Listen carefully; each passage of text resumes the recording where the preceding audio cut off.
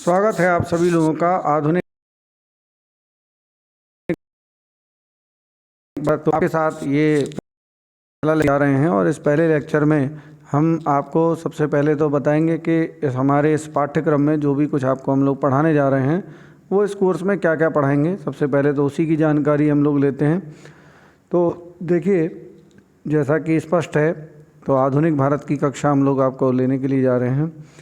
तो सबसे पहले देखिए, पहला टॉपिक है यूरोपीय कंपनियों का आगमन। ये पहला टॉपिक है और इसमें हम लोग पुर्तगाली, डच, अंग्रेज़ और फ्रांसीसी, ये 4 लोगों के बारे में हम लोग विस्तार से पढ़ेंगे यूरोपीय कंपनियों के आगमन में। और दूसरा टॉपिक जो है वो है ब्रिटिश साम्राज्यवादी प्रसार या ब्रिटिश साम्राज्य का विस्तार। तो इसके अंतर्गत हम बंगाल, मैसूर, मराठा, पंजाब, अवध, इन सबको पढ़ेंगे।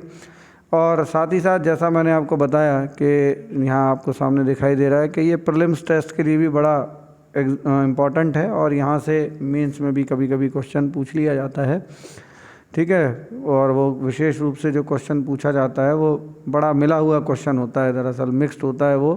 कभी कभार वो क्वेश्चन ऐसा लगता है जैसे वो किसी वाइसरॉय या किसी आपके गवर्नर जनरल के साथ जुड़ा हुआ क्वेश्चन है, कभी वो हमें किसी स्टेट बंगाल वगैरह के साथ जुड़ा हुआ क्वेश्चन लगता है, कभी है तो बड़ा मिक्सअप किस्म का क्वेश्चन बनता है वो। इसके बाद हम आगे पढ़ेंगे अगले टॉपिक में ब्रिटिश साम्राज्यवादी नीतियाँ, मतलब ब्रिटिश साम्राज्य को बढ़ाने के लिए जिन नीतियों का प्रयोग अंग्रेज़ों ने किया, उन नीतियों के विषय में हम लोग पढ़ेंगे और यहाँ से प्रश्न बनता भी है। तो ये है सबसे पहले वेलेस्ली की सहायक संधि, बहुत इम्पॉर्टेंट है। डलहौजी की साम्राज्यवादी नीति, ये 2 टॉपिक बहुत विशेष रूप से ये 2 पढ़ेंगे हम, ठीक है। इसके बाद अगला जो चौथा टॉपिक है हमारा, वो टॉपिक है ब्रिटिश आर्थिक नीतियाँ।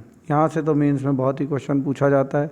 तो इसमें सबसे पहले जो हम पढ़ने जाएंगे वो हम लोग पढ़ेंगे अंग्रेज़ों की भू राजस्व नीति, जो बहुत ही ज़्यादा इम्पॉर्टेंट है, जिसमें हम लोग जो लगान नीति जो यहाँ पर बनाई थी, स्थायी बंदोबस्त, मालवाड़ी, रैयतवाड़ी, ये सब चीज़ें पढ़ेंगे हम। इसके बाद हम फिर कृषि का वाणिज्यीकरण पढ़ेंगे, ये भी मेंस के लिए बहुत इम्पॉर्टेंट टॉपिक है। और फिर हस्तशिल्प उद्योगों के विषय में पढ़ेंगे, का जो पतन हुआ और विऔद्योगीकरण की जो नीति थी।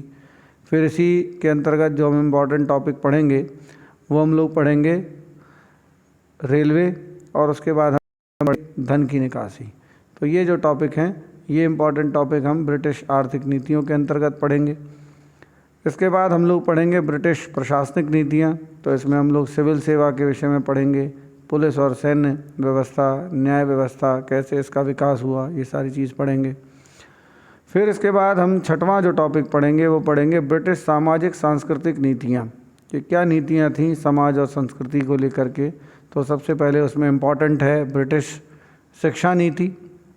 फिर समाज सुधार नीतियाँ जो थीं, समाज सुधार के लिए आंदोलन तो भारतीयों ने चलाए थे, लेकिन उसमें काफ़ी सहयोग अंग्रेज़ों का भी रहा, जैसे सती प्रथा को लेकर के ये आप समझ सकते हैं। फिर इसके बाद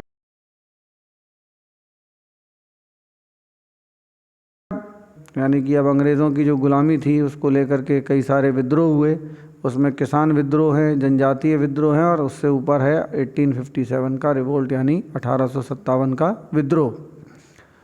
फिर हमारा अगला जो इम्पोर्टेंट टॉपिक है जिससे कोई प्रश्न बनता है वो है सामाजिक धार्मिक सुधार आंदोलन। इसमें राजा राम मोहन राय स्पेशली, और उसके बाद फिर अन्य सुधारकों के बारे में भी हम लोग पढ़ेंगे। दयानंद हैं, उसके बाद आपके विवेकानंद हैं, और जो आपके सिलेबस में जो होंगे वो सारे पढ़ाए जाएंगे। इसके बाद राष्ट्रीय आंदोलन की शुरुआत हम लोग यहाँ से पढ़ेंगे, जिसमें सबसे पहले हम राष्ट्रवाद के उद्भव, उसके कारणों के बारे में जानेंगे कि भारत में राष्ट्रवाद का उदय कैसे हुआ। फिर कांग्रेस की स्थापना, जो कि बहुत इम्पोर्टेंट टॉपिक है,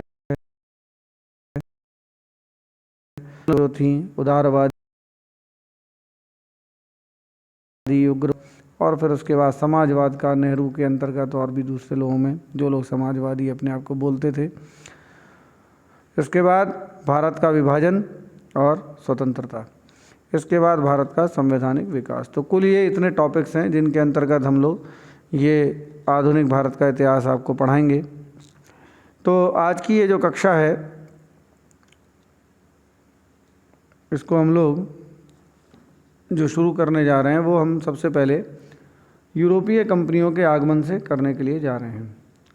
तो यहीं से हम अपनी शुरुआत करेंगे। तो सबसे पहले जो भी लोग नए हैं वो जान लीजिए कि यूरोप में एक घटना हुई थी जिसके कारण यूरोप जो भूमध्य सागर को यूरोपीय पार करके आया करते थे उसको उन्हें छोड़ना पड़ा। अब उस डिटेल में हम लोग नहीं जा रहे हैं, लेकिन वो वर्ल्ड हिस्ट्री का टॉपिक है। लेकिन कुल मिलाकर के यूरोपियों ने भारत आने का एक नया रास्ता खोजा। अफ्रीका को घूम करके वो लोग आए और सबसे पहले पुर्तगाली वास्को डी गामा जो था वो भारत आया। और भारत में उसके बाद एक एक करके और भी जो वहाँ जो यूरोपीय कंपनीज थी वो उनके लोग यहाँ आते गए और धीरे धीरे अपनी कंपनियों को यहाँ स्थापित करते गए। तो देखिए इसमें आपको किस किस को पढ़ना है ये देख लेते हैं। पुर्तगाली पढ़ेंगे, डच पढ़ेंगे, अंग्रेज़ पढ़ेंगे, डेनिश पढ़ेंगे, फ्रांसीसी पढ़ेंगे, ठीक है ना। तो अब देखिए सबसे पहले हम लोग देखते हैं इसमें पुर्तगाली। शुरुआत करते हैं, तेज़ी से पढ़ाते जा रहे हैं आपको। तो देखिए पुर्तगाली भारत में सर्वप्रथम आने वाले यूरोपियों में पुर्तगाली थे, ठीक है। तो गोवा में पुर्तगाल का आज भी बड़ा कल्चर है वहाँ पर। उन्होंने मसाला व्यापार को ध्यान में रखते हुए भारत में प्रवेश किया। ये लोग मसालों का व्यापार किया करते थे उस समय। तो मसाले भारत से और यहाँ के जो और द्वीप थे आसपास के वहाँ से खरीद करके ले जाते थे और यूरोप में ले जा करके ऊंचे दामों पर बेचा करते थे। ये मुख्य इन लोगों का व्यापार था। और विभिन्न स्थानों पर अपनी फैक्ट्री, कारखाने या बस्ती या किले की स्थापना की, ठीक है ना। इसको फैक्ट्री, कॉलोनी या इस तरह से करके बोला जाता था। तो ये शुरुआत में देखिए ये कारखाने नहीं, ये गोदाम हुआ करते थे बेसिकली इनके, जहाँ पर ये अपने सामान को रखते थे और उसके बाद शिप के माध्यम से फिर यूरोप भेज दिया करते थे। ये कारखाने उत्पादन के केंद्र नहीं थे बल्कि भंडार गृह थे, जैसे मैंने आपको बताया। इसमें यहाँ पर वस्तुओं का संग्रह करके उन्हें यूरोप भेजा जाता था। ये फैक्ट्री किलाबंद क्षेत्र जैसी होती थी जिसमें गोदाम, कार्यालय, व्यापारियों के लिए आवास भी होते थे। पुर्तगालियों ने कारखाना निर्माण की इस पद्धति को इटली के व्यापारियों से प्राप्त किया था, क्योंकि इससे पहले जो केंद्र हुआ करता था वो इटली हुआ करता था। अगर आपने कभी एक विलियम शेक्सपियर का नाटक सुना हो द मर्चेंट ऑफ वेनिस, तो वेनिस जो है इटली का ही था और उस समय सारा व्यापार जो है का जो केंद्र था वो वेनिस हुआ करता था। चलिए आगे बढ़ते हैं। पुर्तगाली यात्री वास्को डी गामा 1498 में सर्वप्रथम भारत के पश्चिमी तट कालीकट पर आया, जहां हिंदू शासक जमोरिन ने उसका स्वागत किया, जबकि वहां मौजूद अरब व्यापारियों ने इस बात का विरोध किया था और विरोध के कारण आर्थिक थे। क्यों थे? क्योंकि अरब भी यहाँ से शुरू से व्यापार करते चले आ रहे थे। तो एक नया व्यापारी जब आएगा तो दूसरे व्यापारी को विरोध तो जताना ही जताना है, जाहिर सी बात है। फिर देखिए भारत में सर्वप्रथम पुर्तगाली गवर्नर फ्रांसिस डी अल्मीडा था। तो ये सब प्री के कॉन्सेप्ट्स हैं, प्री में पूछी जाती हैं सब चीज़ें, आप देख लीजिए।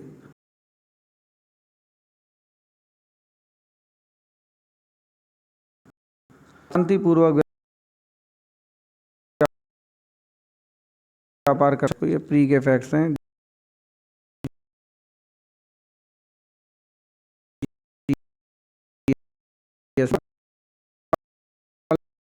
भारतीय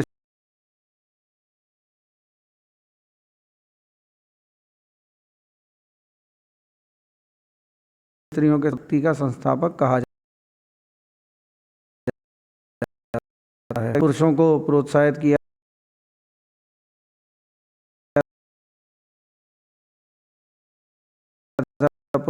इंडियन भी है और उनको उनका जो कल्चर है वो पूरा यूरोपियन है। 1661 में ब्रिटिश राजकुमार चार्ल्स द्वितीय के साथ पुर्तगाली राजकुमारी कैथरीन का विवाह हुआ और उपहार स्वरूप बॉम्बे ब्रिटिश राजकुमार को प्राप्त हुआ, जिससे आगे चलकर 1668 में बॉम्बे ब्रिटिश कंपनी को दे दिया गया। ठीक है, तो यहाँ से चलता आ रहा था। अब देखिए ये प्रश्न पूछा गया है, देखिए एक मॉडल उसके रूप में कि ब्रिटिश कंपनी को बॉम्बे प्राप्त हुआ था, ठीक है ना। तो किसने दिया था आप समझ सकते हो, आंसर आपको मैं बता चुका हूँ ऊपर ही। आगे देखिए पुर्तगालियों का क्या योगदान है, देखिए ये बहुत इंपॉर्टेंट है, ये मेंस में भी क्वेश्चन आ सकता है। भारत में प्रिंटिंग प्रेस की स्थापना सबसे पहले पुर्तगालियों ने की, छापा खाना लेकर के आए थे। तंबाकू की खेती का प्रचलन उन्हीं लोगों ने किया। यूरोपीय गॉथिक स्थापत्य, ठीक है ना, ये मीनार में ये नुकीलापन, ये जो आपको दिखाई दे रहा है इस तरीके का, ये भारत में इसका प्रवेश हुआ है। इस तरह से आप देखते हो ये जो बने रहते हैं ना तिकोने किस्म के, ये यूरोपियन आर्किटेक्चर है। अब पतन के क्या कारण थे? पुर्तगालियों की ईसाईकरण की नीति असंतोष पैदा करने के फलता इनको सहयोग प्राप्त नहीं हुआ। ये एक्चुअली लोगों को ईसाई ज़बरदस्ती बनाने में काफ़ी विश्वास करते थे और काफ़ी सारे लोगों को ईसाई वहाँ बना भी रहे थे। ये इसलिए भी जनता जो है इनसे असंतुष्ट थी। दूसरी बात,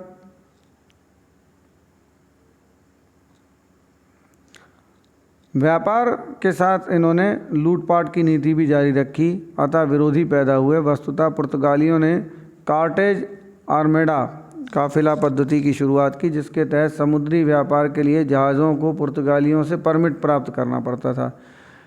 इसे ना लेने की स्थिति में उनके समुद्री जहाज़ को लूट लिया जाता था। ठीक है, तो ये कुछ बातें हैं। तो हमने जो है पूरी तरह से पुर्तगालियों को पढ़ा। अब हम आगे बढ़ते हैं डचों के बारे में। सब इंट्रोडक्शन के रूप में हम लोग लेते जा रहे हैं सबके बारे में। तो डच बेसिकली हॉलैंड के निवासी थे, जिसको आज नीदरलैंड्स कहते हैं हम लोग। ठीक है, और 1602 जैसा कि तिथि यहाँ दे रखी है, तो 1602 में डच ईस्ट इंडिया कंपनी की स्थापना की गई और इसकी देखरेख के लिए 17 सदस्यीय बोर्ड का गठन किया गया था। डच सरकार का कंपनियों का पर नियंत्रण था और कंपनी द्वारा ही की जाने वाली संधियों डच सरकार के नाम से ही की जाती थी। तो ये कंपनी जो है मुक्त कंपनी नहीं थी, सरकार के अंतर्गत चलती थी।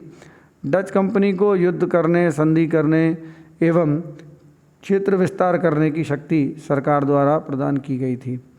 डचों ने बाटविया यानी इंडोनेशिया में अपना मुख्यालय बनाया था। ये क्वेश्चन आपसे पूछा भी जा सकता है। भारत स्थित डच कंपनी इसी केंद्र के प्रति उत्तरदायी थी।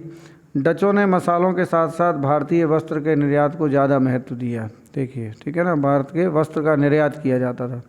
इसी तरह भारत से भारतीय वस्तुओं में वस्त्र के निर्यात में प्रमुख वस्तु बनाने का जो श्रेय है वो डचों को जाता है। डचों ने कोरोमंडल तट से व्यापार करने को प्रमुखता दी थी। अब ये कोरोमंडल तट जो है ये हम अभी जब आपको फ्रांसीसी पढ़ाएंगे तब आपको मैप में बताएंगे कोरोमंडल तट क्या है और इसकी जो महत्व था कोरोमंडल तट का ये क्या था। अंततः 1759 में बेदरा के युद्ध में डचों को अंग्रेज़ों ने पराजित कर दिया था। तो ये क्वेश्चन पूछा जाता है किस युद्ध में अंग्रेज़ों ने डचों को पराजित किया था। तो बेदरा का युद्ध है, डेट याद रख लीजिएगा, डेट भी पूछ सकते हैं। अब आते हैं डेनिश कंपनी। डेनमार्क जो सिटी है, डेनमार्क जो देश है वहाँ का जो निवासी है वो डेनिश कहलाते हैं। डेनिश कंपनी डेनमार्क की कंपनी थी जिसकी स्थापना 1616 में ईस्वी में हुई थी।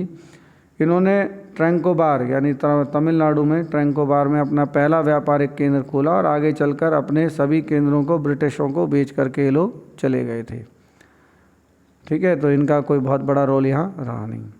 अब देखिए सबसे महत्वपूर्ण तो जो है ब्रिटिश हैं। 1588 में अंग्रेज़ों ने अपनी नौसैनिक श्रेष्ठता को पूर्वी क्षेत्र में व्यापार हेतु श्रेष्ठता प्रमाणित करके पूर्वी क्षेत्रों में व्यापार हेतु कदम बढ़ाया। इसी क्रम में 1599 में ईस्ट इंडिया कंपनी की स्थापना हुई, जिसे आरंभ में 15 वर्षों के लिए पूर्व के साथ व्यापार करने की अनुमति दी गई थी। तो वहाँ की सरकार ने, ईस्ट इंडिया कंपनी अलग थी, ध्यान रखिएगा, इसलिए कहते हैं कंपनी का शासन और अंग्रेज़ों का शासन। अंग्रेज़ मतलब वहाँ के जो रानी थी उसका शासन, ये दोनों चीज़ें आप देखते हैं। 1857 तक का जो युग है वो युग है कंपनी के शासन का, और 57 के बाद का जो युग है वो महारानी का युग है, इंग्लैंड सरकार का युग है, इंग्लैंड का युग है, किसी कंपनी का नहीं।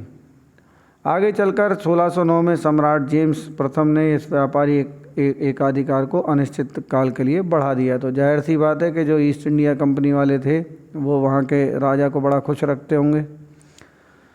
1608 में जहांगीर के शासनकाल में कैप्टन हॉकिंस के नेतृत्व में अंग्रेज, ये क्वेश्चन आता है प्री में पूछ लेंगे कि कब आए थे, किसके, जहांगीर के काल में कौन आया था, कब आया था, तो 1608 में जहांगीर के काल में कैप्टन हॉकिंस आया था और पूरा अंग्रेज़ों के नेतृत्व में आया था और सूरत में अपनी प्रथम व्यापारिक कंपनी या केंद्र की स्थापना की थी। तो ये पूछा जाता है क्वेश्चन के पहला व्यापारिक केंद्र कहाँ स्थापित किया था, सूरत में, और इसके लिए शासक की अनुमति लेनी चाहिए जो उस समय नहीं मिली। अंततः 1613 में सर टॉमस रोने के नेतृत्व में आए ब्रिटिश प्रतिनिधिमंडल ने मुगल शासक जहांगीर द्वारा स्थायी बस्ती निर्माण की अनुमति दी गई। इस तरह सूरत में अंग्रेज़ों की प्रथम स्थायी बस्ती की स्थापना हुई, जबकि 1611 में दक्षिण भारत में मछलीपट्टनम में अंग्रेज़ों ने अपनी एक प्रथम ब्रिटिश बस्ती की स्थापना की थी। तो क्वेश्चन को थोड़ा सा समझना रहता है कि किस तरीके से या किस संदर्भ में पूछा जा रहा है। 1698 में बंगाली सूबेदार अजीमुशान ने अंग्रेज़ों को सूतानाती, ये सब कलकत्ता, कोलिकाता, गोविंदपुर की ज़मींदारी प्रदान की और उन्हें उन्हीं स्थानों को मिला करके जॉब चौरनॉक ने फोर्ट विलियम यानी कलकत्ता, तो देखिए कलकत्ता जो है अंग्रेज़ों का बसाया हुआ है, की स्थापना की। और ये क्वेश्चन पूछा जाता है कि फोर्ट विलियम की स्थापना किसने की थी, कलकत्ता की स्थापना किसने की थी।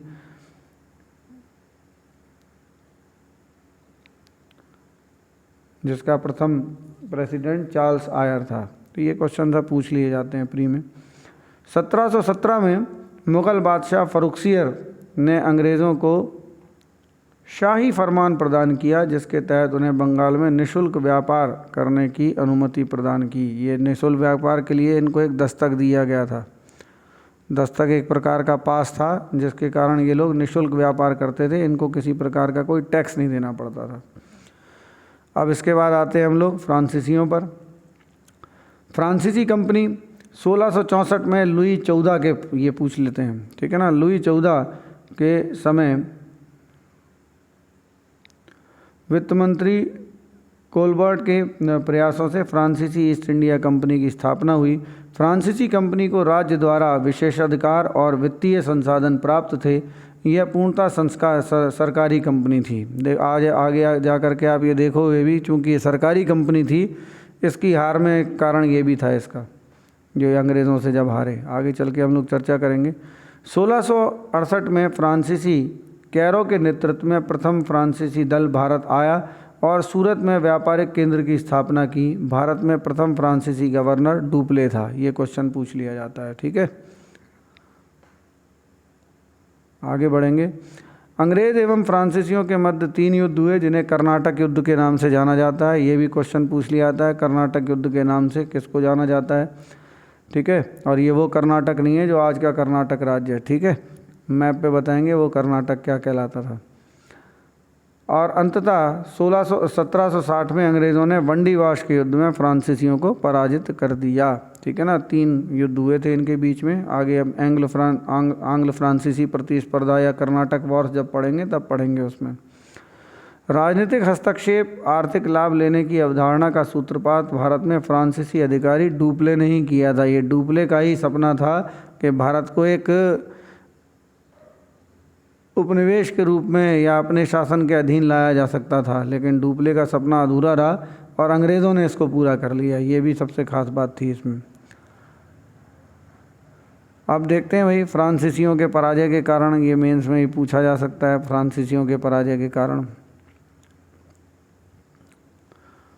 फ्रांसीसी कंपनी पूर्णतः एक सरकारी कंपनी थी, जैसा मैंने आपको बताया था। इस कारण निर्णय लेने में विलंब भी होता था और हस्तक्षेप भी होता था, दोनों बातें थी। फ्रांसीसी अधिकारियों में सहयोग और समन्वय का अभाव था। फ्रांसीसियों की नौसैनिक क्षमता अंग्रेज़ों की तुलना में कमज़ोर थी। ब्रिटिश कंपनी को उनकी अपनी सरकार का जितना समर्थन मिला वैसा फ्रांसीसी कंपनी को प्राप्त नहीं हुआ। ये कारण है कि ब्रिटिश के साथ संघर्ष में फ्रांसीसी पराजित हुए। तो ये फ्रांसीसियों के हार के कुछ कारण थे। इसी के साथ हमारा जो यूरोपीय कंपनियों का आगमन जो था वो पूर्ण हुआ। इसके आगे हम लोग कल पढ़ेंगे, जिसमें हम ब्रिटिश साम्राज्यवाद को पढ़ेंगे। तो ये पहला टॉपिक आज हमने ख़त्म किया। अब हम अगले टॉपिक को पढ़ेंगे, ब्रिटिश साम्राज्यवाद को।